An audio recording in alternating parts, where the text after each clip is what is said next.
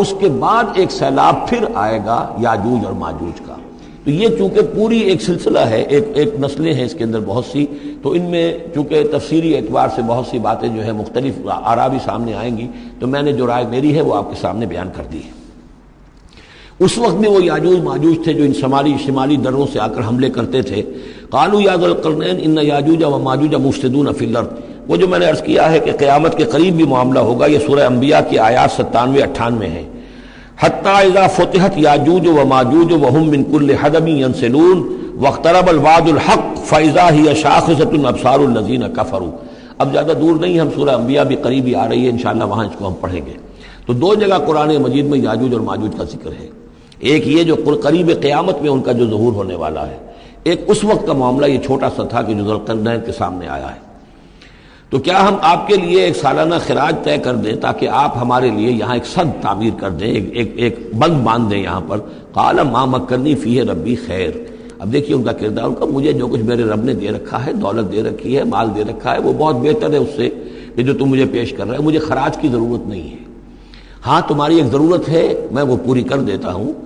فاعینونی بقوت، مجھے man power فراہم کرو، باقی ساری سامان جو ہے میں فراہم کر لوں گا، لیکن بہرحال اس کو بنانے کے لیے، دیوار بنانے کے لیے اور دونوں پہاڑوں کے درمیان اتنی بڑی جو سد تعمیر کرنے کے لیے جو مین پاور چاہیے، اعینونی بقوت، تو محنت کے ذریعے سے، مین پاور کے ذریعے سے میری مدد کرو۔ اجعل بینکم و بینہم ردما، میں ان کے اور تمہارے درمیان ایک موٹی دیوار بنا دوں گا۔ آتونی زبر الحدید، لاؤ میرے پاس تختے لوہے کے۔ حتیٰ اذا ساوا بین الصدفین، یہاں تک کہ جب دونوں جو اونچانے تھیں اس کے درمیان کا پورا علاقہ پر ہو گیا، بھر گیا، وہ لوہے کے تختے جو ہیں اس کے اندر بھرے جا رہے ہیں۔ حتیٰ اذا ساوا، برابر کر دیا دونوں بھانکوں تک پہاڑ کی، قال انفخوا، اب ان کا کہ آگ جلاؤ اس کے نیچے، وہ دہکا دی بھٹی جس سے کہ اب وہ لوہا گرم ہوا اور لوہے کی تختے جو ہیں وہ گرم ہو گئے۔ حتیٰ اذا جعلہ نارا، جبکہ وہ سارے کے سارے لوہے کے جو تپ گئے خود اور سرخ ہو گئے۔ قال آتونی افرغ علیہ قطرہ، تو کہا لاؤ میرے پاس پگھلا ہوا تانبا کہ میں اس کے اوپر انڈھیل دوں۔ تو اس طریقے سے گرین فورس کانکریٹ سے بھی 10 گنا سمجھیے مضبوط شے انہوں نے بنا دی کہ اس میں لوہا اور پھر لوہا سیسا یا تانبا پلایا ہوا، تو اس طریقے سے ایک بڑی مضبوط دیوار قائم کر دی۔ اس دیوار کے جو آثار اب بھی موجود ہیں، دیوار تو موجود نہیں ہے، یہ داریال اور دربند کے درمیان یہ کشادہ راستہ ہے اب بھی، یہ ویسٹ کوسٹ جو ہے کیسپین کا، اس کے ساتھ اس کی لمبائی 50 میل اور اس کی اونچائی 29 فٹ اور 10 فٹ چوڑی یہ دیوار تھی جو اس وقت بنی ہے۔ یعنی جس طریقے سے کہ بنتے ہیں بڑے بڑے بند، ان سے بھی بڑی یہ تھی سد تعبیر کی گئی۔ السد العالی کہلاتا ہے اسوان ڈیم جو ہے، جو مصریوں نے بنایا تھا، بہت بڑا ڈیم، السد العالی، اونچی دیوار۔ تو ہمارے ہاں یہ تربیلا اور منگلا یہ سب کیا ہے، یہ اسی طرح کے ڈیم ہیں کہ پہاڑی سلسلے آ رہے ہیں، دریا جا رہا تھا، وہاں آپ نے دیوار کھڑی کر دی، پانی رک گیا اور وہ جھیل بن گئی۔ فمستطاعوا ان یظہروہ، تو انہوں نے کہا کہ اب یہ لوگ نہ تو یہ اس کے اوپر سے آ سکیں گے، اس کو نہ چڑھ سکیں گے، ومستطاعوا لہ نقبا، نہ اس میں کوئی سوراخ لگا سکیں گے، نقب لگا سکیں گے۔ قال ھذا رحمۃ من ربی، یہ سب اتنا بڑا کارنامہ کر کے بھی انہوں نے کہا یہ سب رحمت ہے میرے رب کی طرف سے، میرا کوئی کمال نہیں، یہ سب اللہ کی طرف سے ہے۔ فَإِذَا جَاءَ وَعْدُ رَبِّي، اور جب میرے رب کا وعدہ آئے گا، جَعَلَهُ دَكَّا، وہ اس پوری دیوار کو جو ہے ریزہ ریزہ کر دے گا، ختم ہو جائے گی دیوار۔ اب وہ دیوار وہاں موجود نہیں ہے، وہ ختم ہو چکی ہے امتداد زمانہ سے، اب اس کے کوئی آثار باقی نہیں رہے، بس آثار معلوم ہو جاتے ہیں کہ یہاں وہ دیوار ہوتی تھی جس سے یہ میں نے ڈائمنشنز آپ کو دیے ہیں۔ وَكَانَ وَعْدُ رَبِّي حَقًّا، اور میرے رب کا وعدہ جو ہے وہ حق ہے، سچ ہے، پورا ہو کر رہے گا۔ وَتَرَكْنَا بَعْضَهُمْ يَوْمَئِذٍ يَمُوجُ فِي بَعْضٍ، اب جب یہ وقت آئے گا اللہ تعالیٰ کا قیامت کا وقت، تو ہم چھوڑ دیں گے اس روز ان کو، یہ ایک دوسرے میں گتھم گتھا ہو جائیں گے۔ یہ جو کچھ ہونے والا ہے قرب قیامت سے پہلے، جس قسم کے لشکر آنے ہیں اور جیسی جنگیں ہونی ہیں، اور یہ جو یاجوج ماجوج جب آئیں گے تو آتا ہے احادیث کے اندر کہ پورے دریا اور پورے سمندر پی جائیں گے، ہر چیز کھا جائیں گے، اور یہ معلوم ہوتا ہے کہ یہ چینیوں کے ہاں تو خاص طور پر سانپ بچھو جو شے ہو، کتا بلی، ہر شے چٹ کر جاتے ہیں، کوئی شے نہیں چھوڑتے۔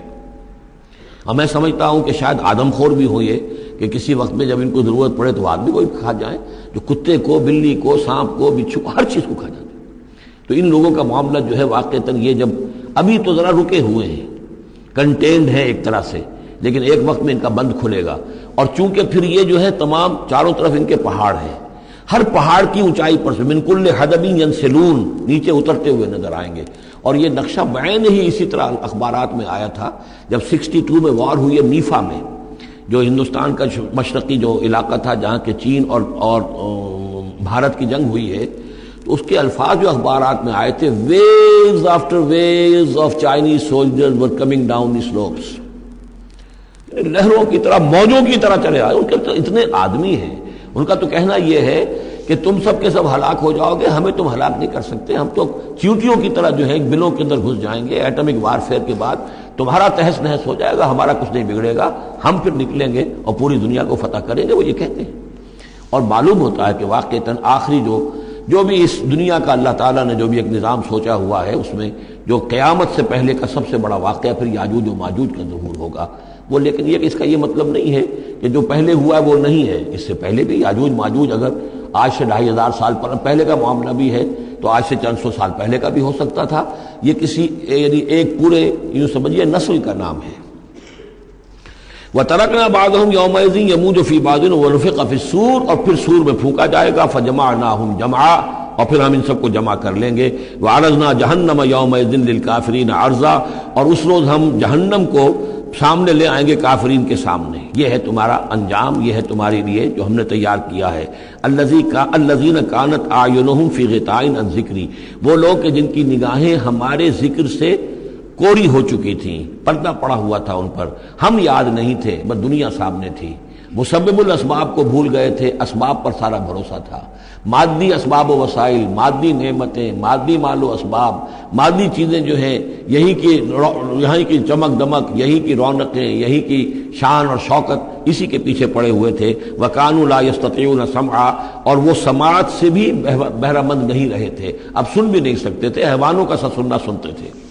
اب یہ آخری رکوع آ گیا ہے سورہ مبارکہ کا. اس میں یہ مضمون ایک اور تیکھے انداز میں آ رہا ہے کہ دنیا کی زندگی میں جب انسان گم ہو جاتا ہے تو در حقیقت یہی سب سے بڑی گمراہی ہے، اور یہی سب سے بڑا کفر ہے، اور یہی سب سے بڑا دجل ہے کہ دنیا نے آپ کو آخرت سے غافل کر دیا، دنیا نے آپ کو اللہ سے غافل کر دیا. یہ دنیا اور اس کی چمک دمک سے آپ کے اتنے متاثر ہوئے، گرویدہ ہوئے، اور اس عروس ہزار داماد کے ایسے عاشق ہوئے کہ آپ اللہ کو بھول گئے. یہ دجل ہے اصل، دجالیت یہ ہے اصل.